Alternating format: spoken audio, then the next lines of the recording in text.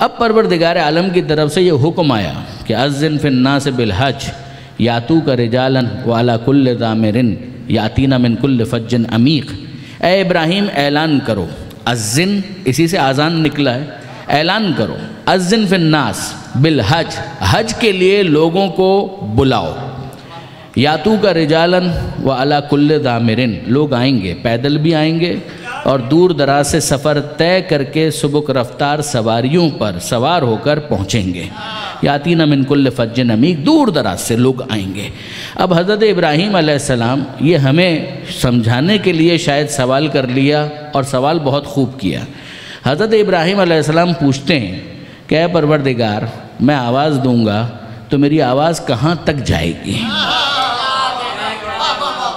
میری آواز کہاں تک جائے گی؟ ایک انسانی آواز ہے، اگر مائک بھی آپ لگا دیں، اسپیکر بھی فٹ کر دیں تو ایک رینج ہے، اس کے آگے تو آواز نہیں جا پائے گی۔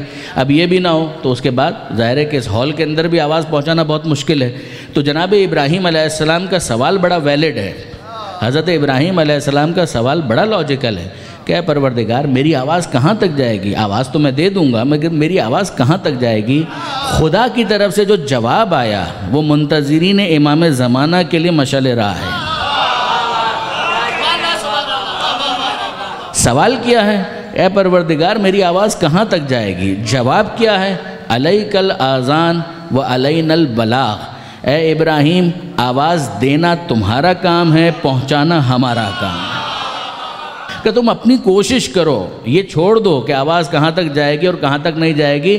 ہم تم سے نتیجے کے طلبگار نہیں ہیں، ہم تم سے کوشش کے طلبگار ہیں۔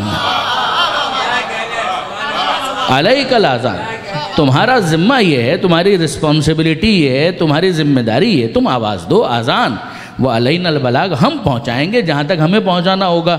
اب آپ غور فرمائیے، ہوا یہ کہ ابراہیم علیہ السلام اس پتھر پر کھڑے ہو گئے۔ اب ظاہر ہے کہ یہ انبیاء کے واقعات میں یہ تو ہوگا، جب نمائندہ پروردگار ہے تو اس طرح کی کرامتیں بھی ظاہر ہوں گی، اعجاز بھی ظاہر ہوں گے، سب کچھ ہوگا۔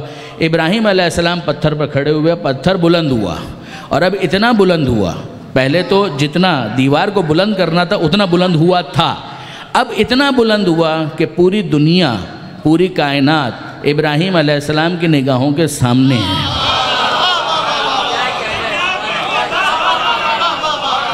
اور ابراہیم علیہ السلام نے جو آواز لگائی، جو صدا لگائی ہے، وہ بھی کتابوں کے اندر درج ہے کہ ہلموا الی الحج، ہلموا الی الحج، ہلموا الی الحج، آؤ حج کی طرف، آؤ حج کی طرف، آؤ حج کی طرف۔ عجیب بات یہ ہے برادران عزیز کہ یہ ابراہیم علیہ السلام نے صدا تو لگا دی کہ آؤ حج کی طرف، کس نے سنا؟ کس نے سنا اور کس نے سنا؟ دیکھیں برادران عزیز، کیس یہ ہے، روایتوں کے اندر اس کی تشریح آئی کہ جب ابراہیم کہہ رہے تھے کہ سنو اور آؤ حج کی طرف، آؤ حج کی طرف، جتنے افراد اس وقت موجود تھے زمین پر سب نے سنا۔ صرف اتنا؟ جی نہیں، معاملہ اس سے آگے گیا۔ جو ماؤں کے رحم میں تھے اللہ نے یہ آواز ان تک بھی پہنچائی۔ صرف اتنا؟ یہ بھی نہیں، معاملہ اس سے بھی آگے گیا، یعنی جتنے زمین پر موجود تھے ان سب نے سنا، جو ماؤں کے رحم میں تھے انہوں نے اس صدا کو سنا، جو اسلاب پدر میں تھے انہوں نے بھی اس آواز کو سنا، قیامت تک جتنے افراد آنے والے تھے ان سب نے اس آواز کو سنا۔ اور اب اس کے بعد نتیجہ کیا ہے؟ نتیجہ یہ ہے کہ جن نے اس وقت سن کر لبیک کہا تھا یہی وہ ہیں جو قیامت تک لبیک کہنے کی سعادت حاصل کریں گے۔ یعنی علم پروردگار میں تھا کہ کون کون اپنے اختیار سے قیامت تک لبیک اللہم لبیک کہنے والا ہے۔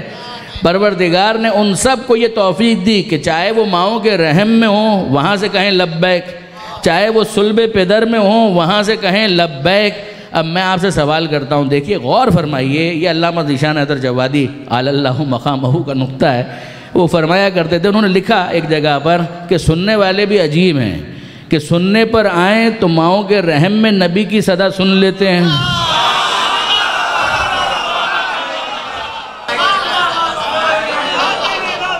سننے والے سننے پر آئیں تو نبی صدا لگائے اور رحم مادر سے بھی جواب دے دیتے ہیں، سن لیتے ہیں، صلب پدر سے بھی سن لیتے ہیں، اور جو نہ سننے والے ہوں میدان احد ہوتا ہے، نبی سامنے ہوتا ہے، آواز لگاتا ہے، مگر بھاگنے والے اپنا بھاگنے کا ہی کام کرتے ہیں۔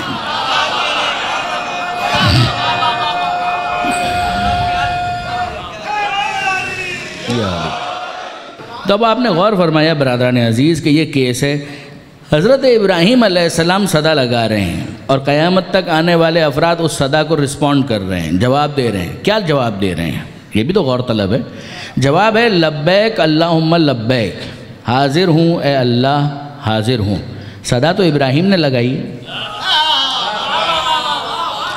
جواب تو یہ ہونا چاہیے کہ لبیک یا ابراہیم لبیک، مگر آپ غور فرمائیے جتنے جواب دینے والے ہیں وہ جواب کیا دے رہے ہیں؟ یہ جملہ خود بتا رہا ہے کہ کسی نے پکارا ہے تو وہ جواب دے رہے ہیں۔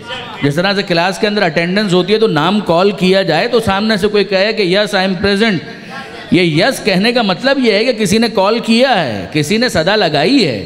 اب یہاں اس صدا لگانے والے ہیں ابراہیم علیہ السلام، اور جواب دینے والے کس کو جواب دے رہے ہیں؟ لبیک اللہم لبیک، حاضر ہوں اے اللہ میں حاضر ہوں۔ ارے صدا ابراہیم نے لگائی ہے، جواب میں یہ کہو کہ لبیک یا ابراہیم لبیک تو سب یہی کہیں گے کہ ابراہیم نے اپنی پرسنل کیپیسٹی میں صدا نہیں لگائی ہے، ابراہیم خلیل خدا ہیں، ابراہیم نے اپنی ذاتی حیثیت میں کوئی صدا نہیں لگائی ہے، ابراہیم نمائندگی کر رہے ہیں پروردگار کی۔